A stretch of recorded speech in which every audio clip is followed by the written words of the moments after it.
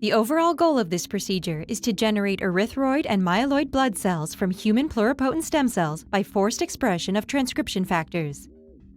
This method is applicable for the generation of hemogenic endothelium in blood cells for studies of endothelial to hematopoietic transition and transcriptional regulation of hematopoietic development and specification. The main advantage of this technique is that the method provides an efficient and rapid means of hemogenic endothelium induction from human pluripotent stem cells and allows for observation of the endothelial hematopoietic transition in a cell culture dish.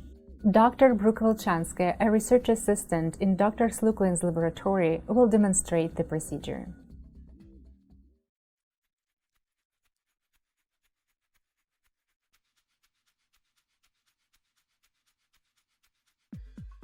Before beginning, pre-coat 6-well plates with an extracellular matrix such as Matrigel by diluting it according to the manufacturer's instructions and pouring it into the wells.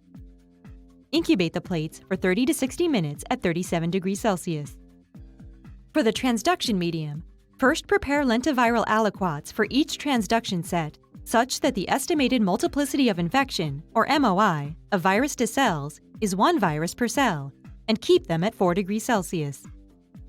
Next, combine complete serum-free medium for HPSCs, viruses, polybrine, to a final concentration of 6 micrograms per milliliter and ROC inhibitor Y27632 to a final concentration of 10 micromolar in a total volume of 1.3 milliliters for each transduction set, and set the mixes on ice. To prepare the cells, start with a healthy batch of pluripotent stem cells at 70% confluence, about 4 days after the last.